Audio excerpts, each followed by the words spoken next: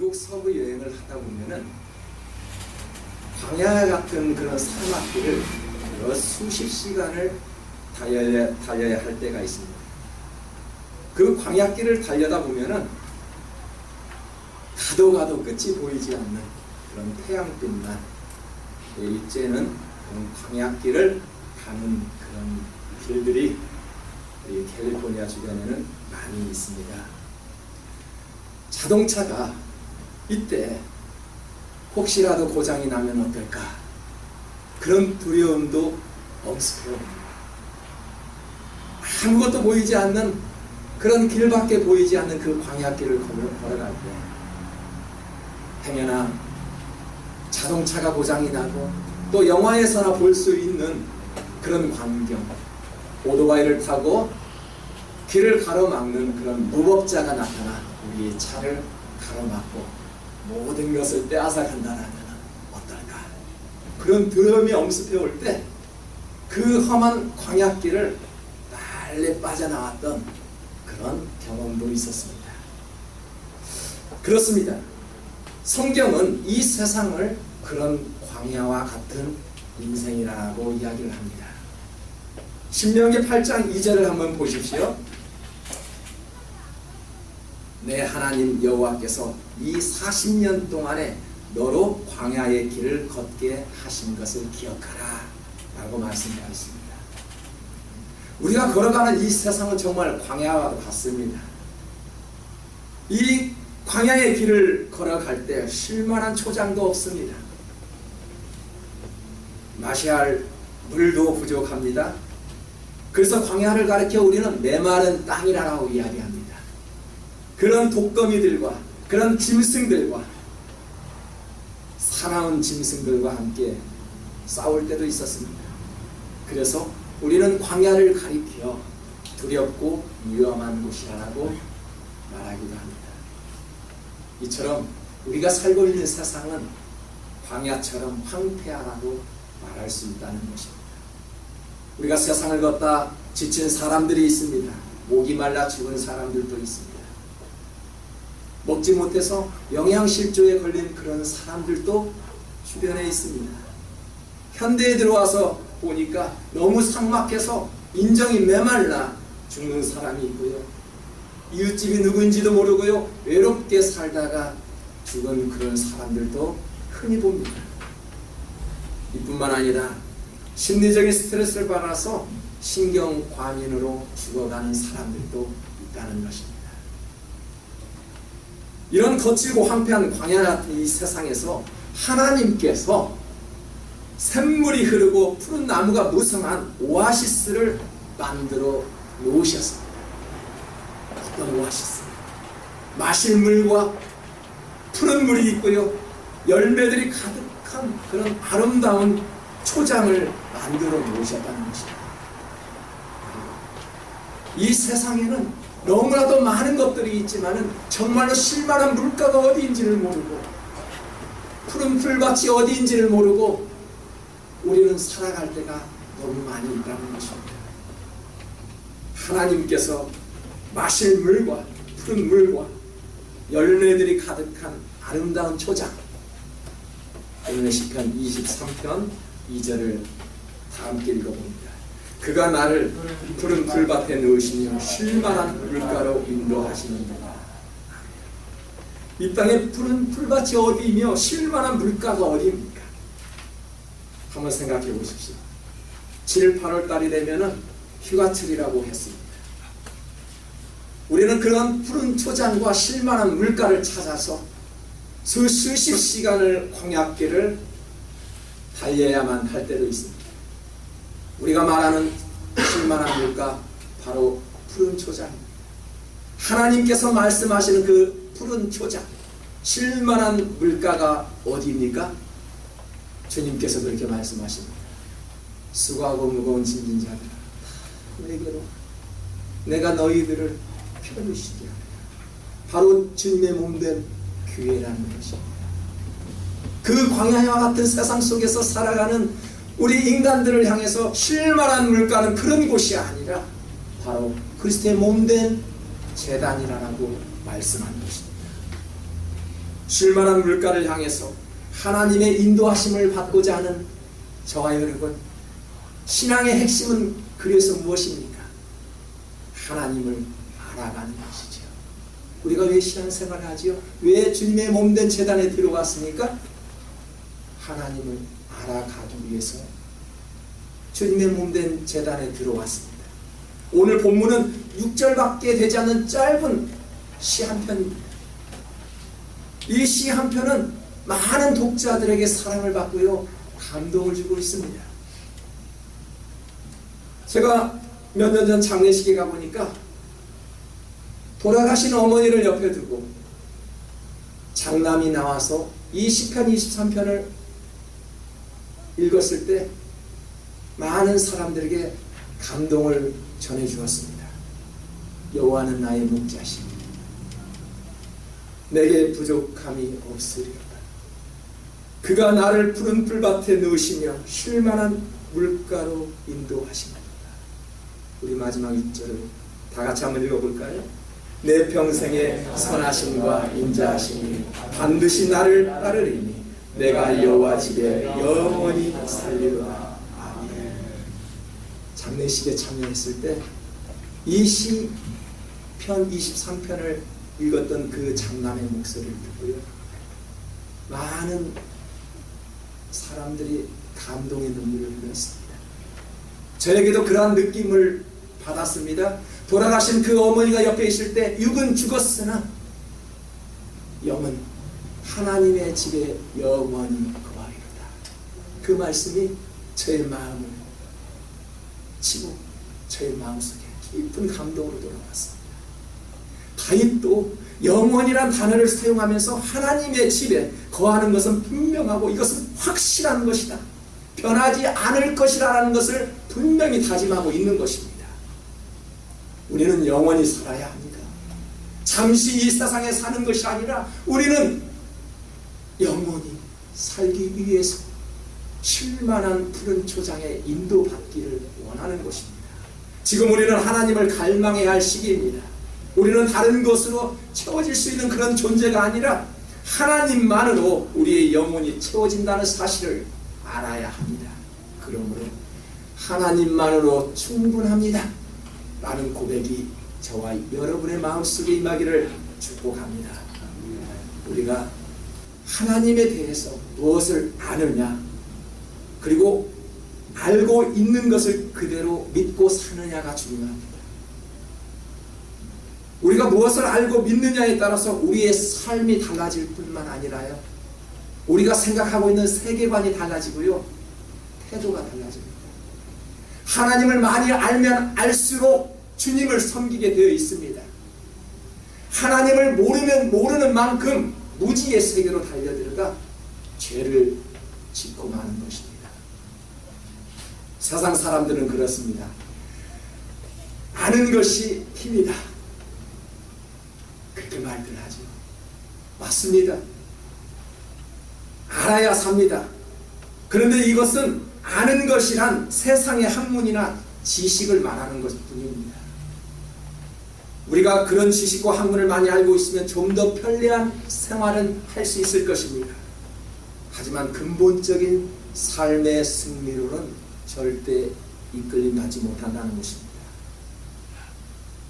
우리가 그분을 아는 만큼 섬길 수 있다, 그런 뜻에서 우리는 하나님을 알아가야 한다는 사실입니다. 그러기에 호세아 4장 6절에서는 내 백성의 지식이 없으므로 망하는 도다, 이렇게 외쳤습니다. 하나님을 아는 지식이 없으므로 한탄하고 있다는 것입니다. 신앙생활에서 얼마나 풍성한가는 하나님과 친밀한 관계를 하는 것에서 결정이 되죠. 얼마나 하나님과 가까이 지냅니까? 하나님과 친밀하지 않는다면 하나님과의 관계보다도 다른 것들을 더 좋아하는 것이 있다는 것이죠. 예배에 열심히 참여하고 봉사하는 것도 아주 중요합니다. 하나님과 친밀감이 동반되지 않으면 오늘 이 시간도 헛된 시간이라는 것입니다. 그저 신앙심이 깊어지는 것이 아니라 부러지는 그런 신앙심. 우리는 깊어지는 것을 원하지 굳어지는 것을 원하지 않습니다. 하나님과 가까이 살기를 원하는 것이지 하나님을 그저 바라보는 것이 아닙니다. 그래서 지난 시간에는 십자가를 바라보는 것이 아니라 십자가를 짊어져야 한다라고 말씀을 드렸습니다. 오늘 본문을 보니까 하나님과 다윗과의 친밀한 관계를 느낄 수가 있지요. 그가 나를 푸른 풀밭에 넣으시고 쉴만한 물가로 인도하시고, 얼마나 다윗은 하나님과 친밀감을 느끼게 하는 한 구절입니까? 4절을 한번 볼까요? 내가 사망의 음침한 골짜기를 다닐지라도 해를 두려워하지 않은 것은 주께서 나와 함께 하신다. 주의 지팡이와 막대기가 나를 안위하시나이다. 여러분, 다윗도 푸른 풀밭, 쓸만한 물과 같은 풍족한 생활을, 그런 생활만을 누리지 않았다는 것입니다. 어떻게 해요? 이와 정반대로 사망의 음침한 골짜기로 다녔음을 보여주고 있습니다.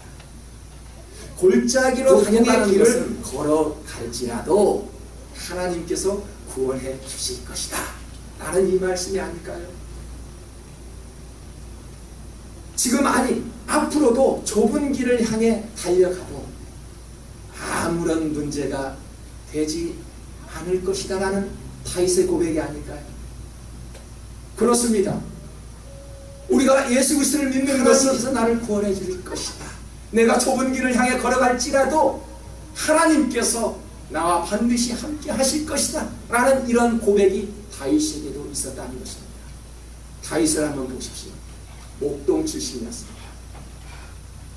그러다 보니까 돌멩이 하나는 잘 던졌던 그런 청년이었습니다. 그래서 골리앗을 잡을 수가 있었죠. 골리앗을 잡자 이제 많은 사람들에게 인기를 누렸습니다. 그러자 사울에게 쫓김을 당하기 시작하죠.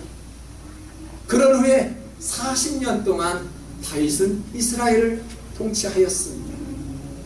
왕이 되어서 보니까 다 가졌습니다. 천하를 통치하고 있었을 때 지붕에 올라가 옆에 있는 아내를 간음하였습니다. 그것을 덮기 위해서 남편 우리아를 죽이게 만든 살인자로 변했습니다. 그 결과로 어떤 일이 벌어졌습니까? 다윗은 그야말로 아주 처참하게 비참하게 쓰러져가는 그런 다윗의 가정으로 변화하였죠. 형제들끼리 살인이 일어나고요. 심지어는 아들 압살롬은 아버지를 죽이고자 왕권을 쟁탈하기 위해서 아버지를 쫓아갑니다. 다윗은 적군인 블레셋까지 숨어서 미친 모습으로 목숨을 구하기도 하지요. 이런 다윗의 생애를 볼 때 정말로 이런 가정도 드뭅니다. 그런데 하나님께서는 사도행전 13장 22절을 보니까 이런 다윗을 향해서 하나님은 내 마음에 맞는 사람이라고 이야기를 합니다. 참 이해가 가지 않습니다. 살인자였던 사람, 그야말로 별 볼 일 없었던 그런 가정 환경을 봤을 때 하나님은 그 다윗을 보고 내 마음에 합한 자라 그렇게 이야기를 합니다. 다윗이 성경에 포함된 책 중에서 가장 아름답고 감동적인 이 시편 23편을 기록했다고 해서 하나님께서 내 마음에 합한 자라 그렇게 말씀하신 것이 아니라 하나님은 다윗이 침상이 젖을 정도로 눈물을 흘리며 회개했던 그 마음을 보시고 하나님과 함께 하고자 하는 그런 친밀감을 위해서 많은 노력과 시간을 하나님께 드렸기 때문에 내 마음에 합한 자라고 말씀하신 것입니다. 여러분, 우리가 쉴만한 물가로 인도되기 위해서는 하나님과 함께 친밀감을 갖는 것이 대단히 중요합니다. 푸른 초장에 인도되어 쉴만한 물가에 자리 잡고 있다고 하지만 하나님과 친밀감이 없다라면은 어느 곳에 있든지 우리는 만족감을 누리지 못하는 것입니다. 다윗은 일상생활 속에서도 하나님과 함께 했지요. 골리앗을 잡을 때에도 하나님이 함께 하셨습니다. 그 전에 목동인 그 자리에 있을 때에도 하나님과 함께 하였습니다. 그래서 거대한 골리앗 앞에서도 주눅들지 않았다는 것입니다. 시편 34편 8절에서 이 말씀이 있습니다. 너희는 여호와의 선하심을 맛보아 알지어다. 그에게 피하는 자는 복이 있도다 하였습니다. 여기에서 맛보다라는 의미는 감지하다, 깨닫다, 분별하다라는 뜻으로 신앙적인 체험을 이야기합니다. 여러분 체험해 보셨습니까? 우리가 신앙생활을 할 때 어떠한 체험을 가지고 있느냐가 굉장히 중요합니다. 하나님의 세계를 깊이 체험하면 할수록 그 진미를, 하나님의 세계를 알게 됩니다. 그래서 그 진미가 대단하여 세상의 그 어느 곳에서도 비교할 수 없는 많은 것들을 우리가 체험할 수 있는 것이죠. 음식도 먹어봐야 맛을 안대요. 아무리 설명을 해도 우리는 알아듣지 못합니다. 제가 직접 가서 그 음식점에 가서 먹어봐야 맛을 압니다. 어떤 재료를 가지고 어떻게 만든다는 설명만을 가지고 그 음식 맛을 우리는 알 수 없습니다. 우리가 믿지 않는 분들에게 전도를 합니다. 하나님을 믿어보라 이렇게 말을 하지요. 그러면 그들이 뭐라고 말을 합니까? 하나님을 보여달라고 이야기합니다. 우리가 어떻게 하나님을 보여줄 수 있을까요? 그러면 흔히 우리는 그래, 음식도 먹어봐야 맛을 알듯이 한번 나와봐, 그렇게 이야기를 합니다. 한번 나와봐, 와보라. 그 뜻이 무엇입니까? 와보면 성령의 은혜 가운데 하나님을 한번 체험해 보면 안다는 것입니다. 우리가 아무리 하나님을 설명을 해도 알아듣지를 못합니다. 스스로 경험을 해야 하나님을 믿게 되지요. 스스로 깨달음을 받아야, 스스로 하나님의 감동을 받아야 하나님을 깊이 체험할 수 있는 것입니다. 그냥 우리가 성경적으로 가르침을 받고요, 지식이 많이 쌓고요, 우리가 신학을 공부한다고 해서 하나님이 우리와 함께 한다는 것은 무사합니다. 신학 공부를 하지 않아도요, 성경을 비록 모른다 할지라도요, 하나님과 함께 깊은 친밀함과 경험이 있다라면은 우리가 실만한 물가로 인도되는 건 아닙니까? 우리 주변에는 예수 믿는 사람들이 많이 있습니다. 그러나 예수 그리스도를 체험하는 사람들은 부족하다는 것입니다. 아는 것으로 끝난다는 것이 아니죠. 체험이 있어야 한다는 것입니다. 그래서 예수님을 경험한 사람들은 겉과 속이 다르지 않지요. 다윗의 일생 생활 속에서를 보니까 다윗은 예배자의 모습으로 살아갔습니다. 비록 죄를 향해 달려갔을 때에도 빨리 유턴하는 그런 회개자의 모습으로 살아갔지요. 우리가 교회에서 생활하는 것도 일상생활하는 시간을 계산해 보십시오. 아무리 믿음이 좋고요, 아무리 영성이 훌륭한 그런 신앙인이라 할지라도 교회 생활보다는 밖에서 일상생활하는 시간들이 더 많을 것이다. 저도 마찬가지입니다. 교회 안에서 예배드리는 시간보다는 일반인들과 함께, 다른 사람들과 함께 일상생활 속에서 그 시간들이 더 많이 있습니다. 다윗도 어린 시절 양을 칠 때에도, 골리앗을 향해 싸울 때에도 항상 일상생활 속에서 예배자의 모습으로 살았던 것처럼 우리들 또한 교회 안에서만 예배자의 모습이 아니라 일상생활 속에서도 하나님을 경험할 수 있는 그런 하나님의 참된 그런 신앙인이 되어야 한다는 것입니다. 오늘 쉴만한 물가로 인도받기를 소망하는 성도들,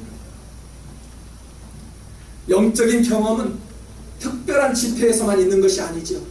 이와 같은 교회 안에서만 이루어지는 것이 아닙니다.